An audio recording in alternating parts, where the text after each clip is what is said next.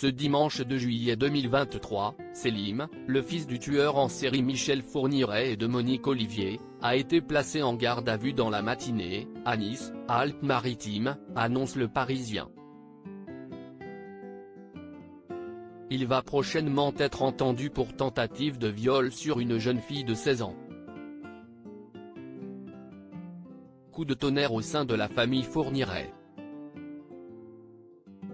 Hospitalisé à la Pitié-Salpêtrière alors qu'il présentait des problèmes respiratoires et cardiaques, Michel Fourniret avait été placé dans le coma avant de décéder, à l'âge de 79 ans, le lundi 10 mai 2021. Le tueur en série avait été condamné à la prison à perpétuité pour les meurtres de 8 femmes et avait été mis en examen pour les assassinats d'Estelle Mouzin, Lydie Liger, Johanna Parrish et Marie-Angèle Domès. Mais, les victimes de Michel Fourniret seraient bien plus nombreuses et les familles ne connaîtront sans doute jamais la vérité.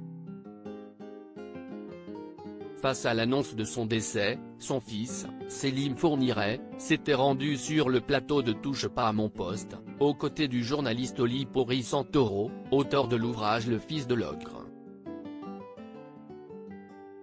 Selim Fourniret s'était dit soulagé de la mort de son père, comme, je l'espère, pour les proches et les familles des victimes reconnues, avait-il révélé, cagoulé. Une rare apparition dans les médias pour l'homme de 35 ans, qui avait même obtenu le droit de changer de nom. En revanche, ce dimanche 2 juillet, si est-il bien lui qui se retrouve au cœur d'un nouveau scandale.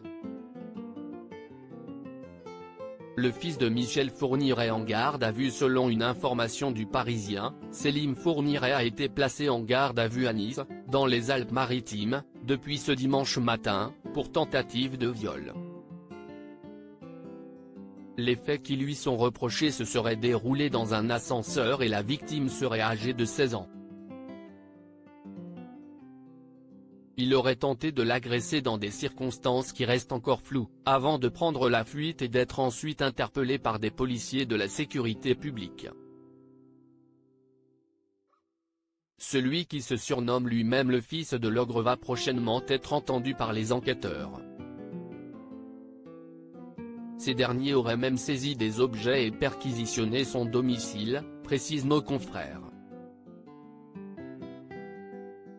Affaire à suivre.